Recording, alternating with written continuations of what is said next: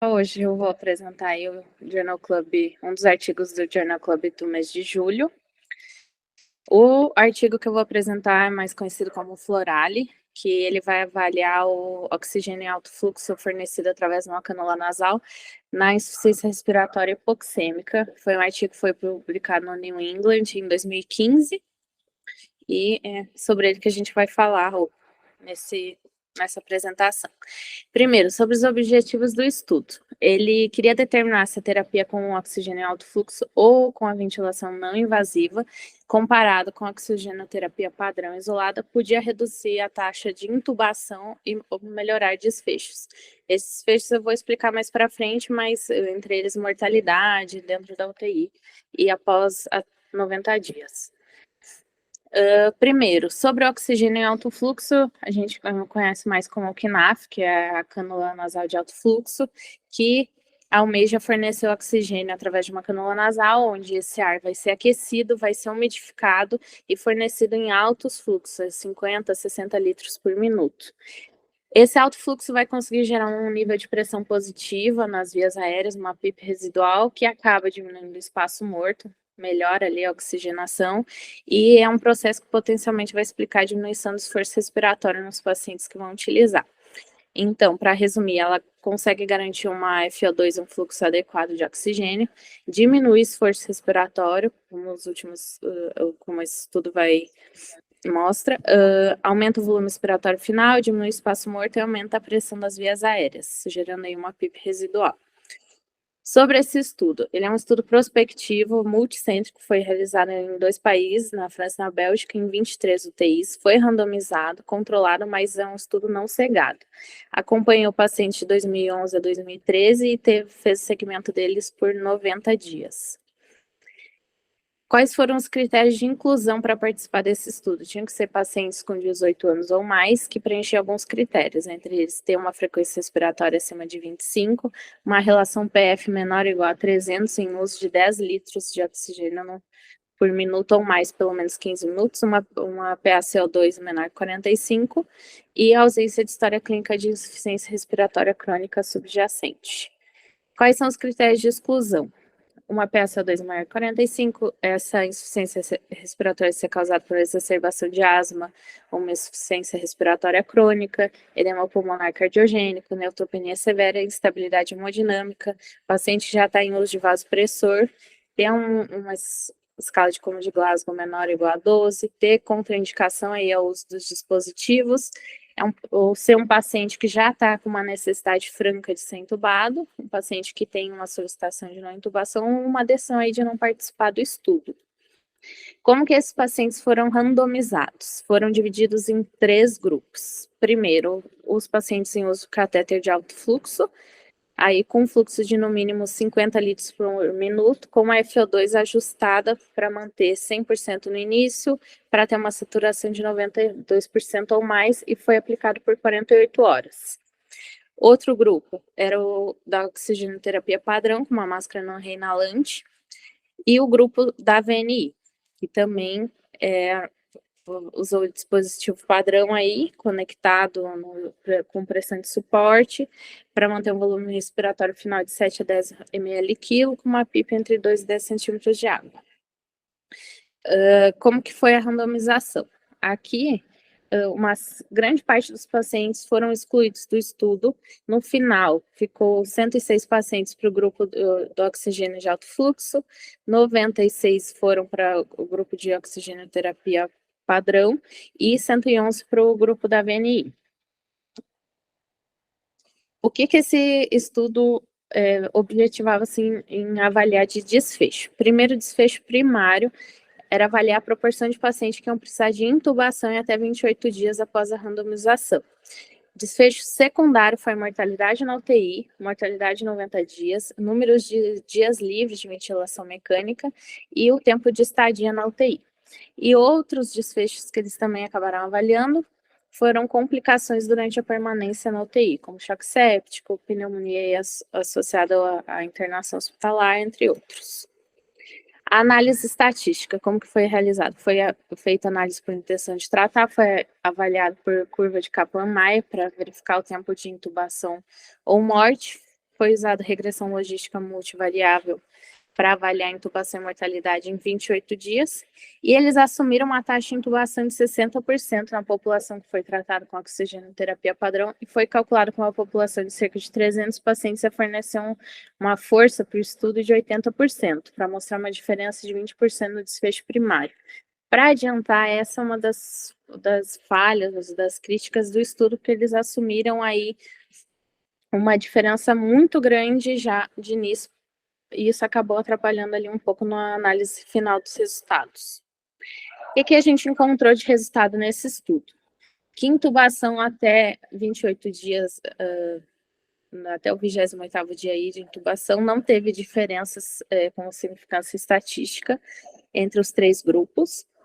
Porém, pacientes que tinham uma relação PF menor ou igual a 200 mostrou que o oxigênio em alto fluxo teve uma relevância estatística, e mostrou também que os pacientes com a terapia de oxigênio em alto fluxo tiveram mais dias livres de ventilação mecânica, com PO2 com um valor de P aí significativo. Outros desfechos, mortalidade na UTI também teve um p-valor significante aí nos pacientes que utilizaram o oxigênio em alto fluxo.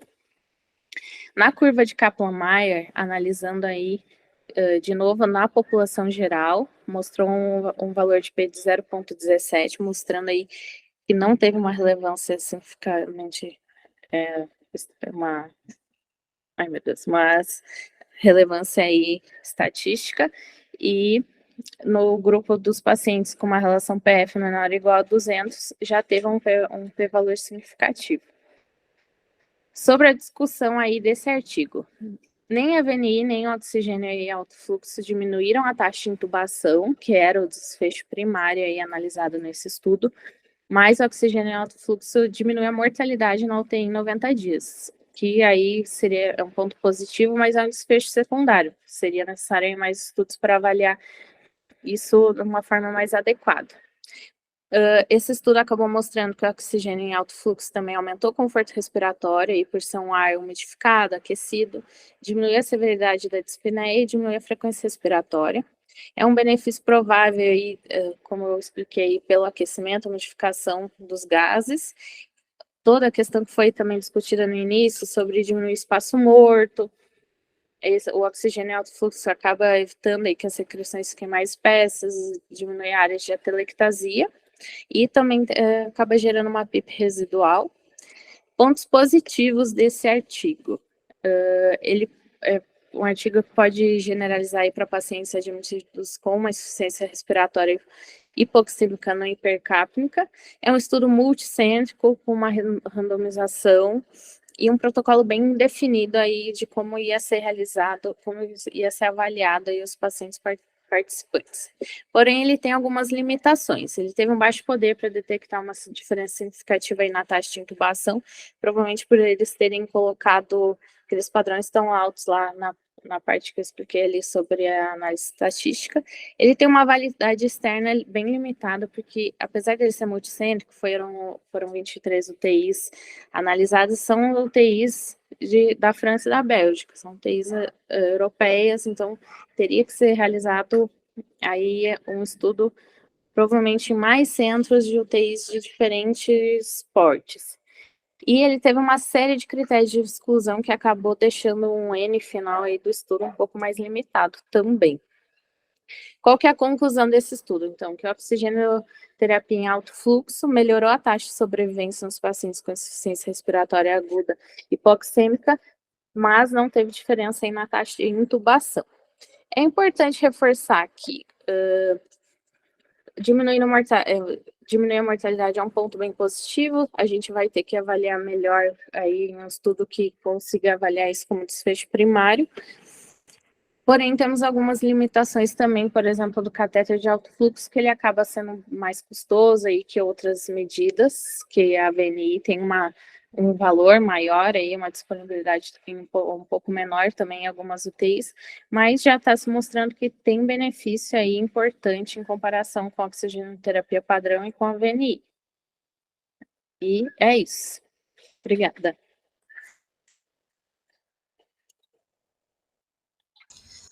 Muito bom, Janine, parabéns. Tem alguns pontos, né? Coloca. Ah, Delacqua, quer falar? Pode falar.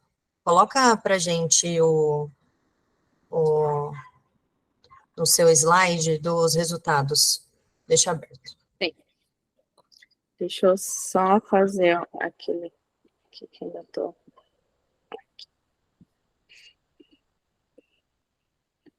Boa. Tá aparecendo? Aí. Aí.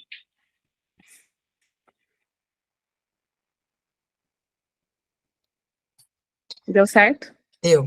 Quer falar, Delacqua? Show. Pode falar. Tá me ouvindo? Estamos, tá baixinho, mas tô. Vê se agora melhorou, tô mais próximo aqui do Melhorou, microfone. melhorou.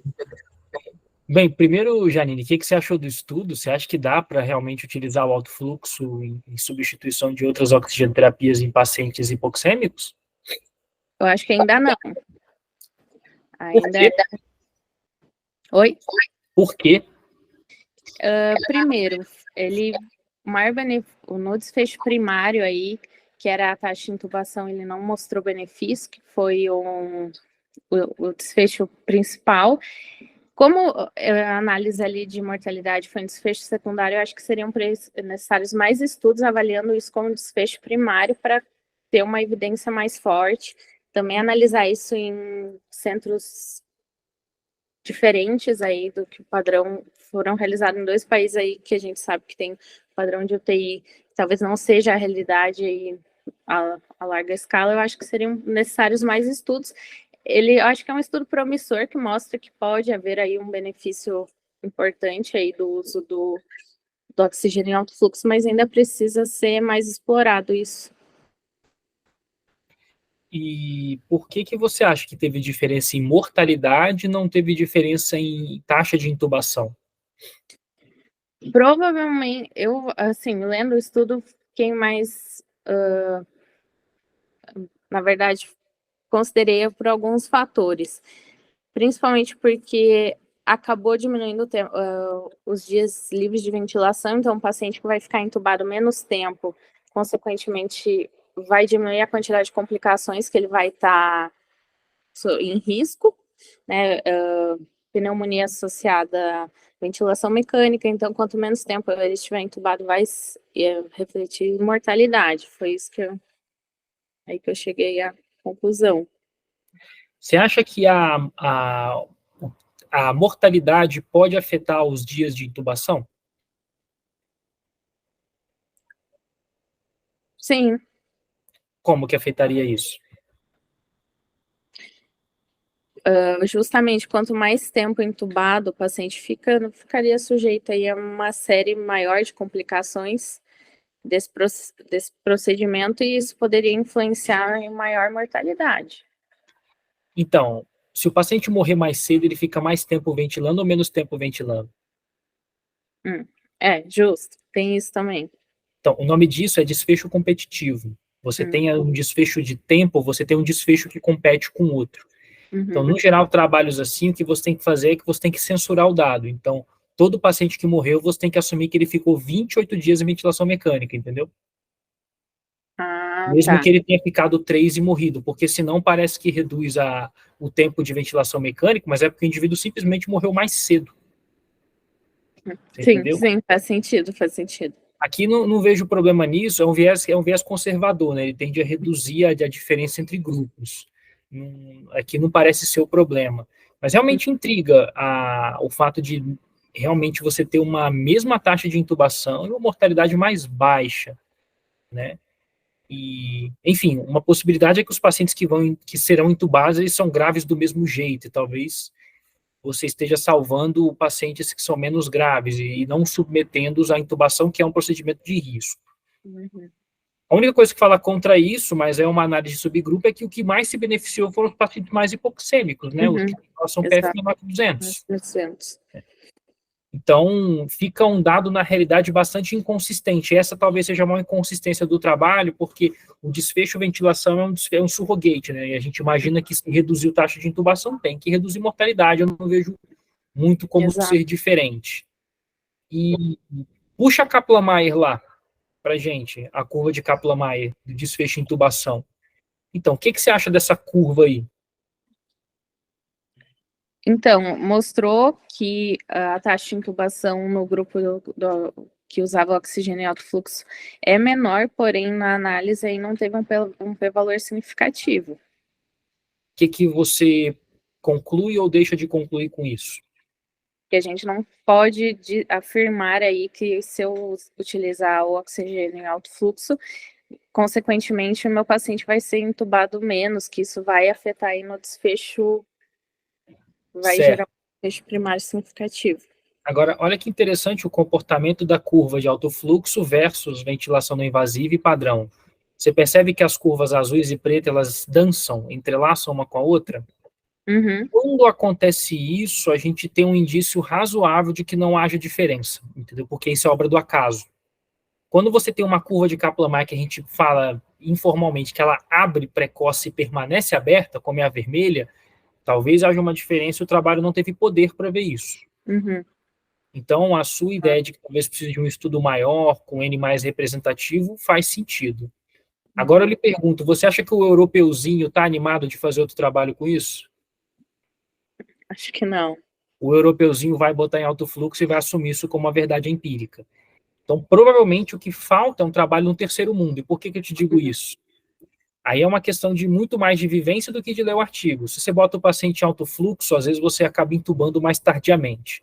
Então, se você não tem uma equipe de enfermagem treinada para olhar esse paciente de perto, você pode negligenciar uma intubação, isso a gente sabe que aumenta a mortalidade. Por isso que eu acho que você não consegue transladar esse dado para países de baixa ou média renda como nós. Você só poderia fazer isso se você tiver um padrão europeu de atendimento. Com certeza. Acho que são essas as minhas principais considerações aí. Boa, Lê, obrigada. Eu acho que a primeira coisa que a gente sempre pensa é se a pergunta faz sentido para a gente, né? Então, usar o alto fluxo e diminuir a intubação é uma pergunta que faz super sentido, ainda mais depois da pandemia, apesar desse trabalho ter sido feito antes, né? E uma coisa que chama atenção no trabalho também foi que ele dividiu em 3 grupos. Então, ele deu alto fluxo, né, como você tinha dito, o outro ficou em máscara reservatória, e o outro, ele ficou com VNI, só que o paciente que ficou em VNI, ele também ficava em alto fluxo. Então, no suplemento, o que eles falam? Que ele ficava em VNI por pelo menos 8 horas por dia, e aí, nos períodos que eles não tivessem na VNI, eles ficavam em alto fluxo. Só que esse grupo, ele não foi muito bem representado, porque os pacientes não conseguiram ficar as 8 horas na VNI. E é o que sou estranho, porque na curva que você mostrou de Kaplan-Meier, coloca ela lá de novo aí na tela para gente. Esse grupo, que é da VNI, da não invasiva, que também ficou no alto fluxo, ela está muito diferente do alto fluxo, né? Então, o que me parece estranho, porque se o paciente está na VNI alto fluxo e o desfecho é tão diferente do só alto fluxo, né? E aí, acho que... E aí foi bem o que você falou, assim, a gente não pode, então, ele não reduz a taxa de intubação, mas a gente tem uma ferramenta importante com alto fluxo, porque a gente sabe que dá conforto para o paciente, é muito mais confortável ele ficar no alto fluxo, por mais que a gente saiba que talvez não mude a mortalidade, não reduza a intubação, mas é mais confortável porque o paciente consegue comer, consegue conversar, consegue tossir, né? É muito mais confortável do que ficar na VNI. Então, acho que é isso. O Alder levantou aqui a mão. Alder, pode falar. Jane, isso tudo muda na sua conduta, na sua interpretação ou na sua condução de um paciente hipoxêmico beira-leito? Esse trabalho mudou alguma coisa na sua visão? Então, eu diria que, assim, analisando esse artigo, seria difícil considerar que, não, eu vou adotar o KNAF como terapia padrão, porque tem uma série de limitações aí o estudo, porém mostra que eu acho que eu ficaria mais tendenciosa em algumas situações, se no serviço que eu tiver disponível, eu acho que ele teria algumas vantagens aí, naqueles benefícios de mais conforto, diminuir espaço morto, se for um paciente aí já com por exemplo, enfisematoso, eu acho que eu ficaria um pouco mais tendenciosa a utilizar, mas não...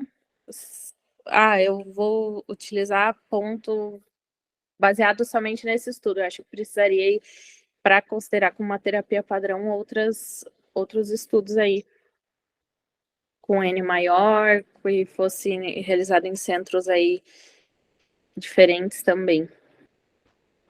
Perfeito. Eu acho que uma coisa importante a gente ter em mente é aquele paciente que tem indicação de intubação. Eu acho que desde que a gente tenha muito claro isso na nossa cabeça, esse paciente é paciente para ser intubado, o que você faz antes, eu acho que tem mais de uma escolha, sendo uma delas o que você conversou, que a gente conversou agora à tarde.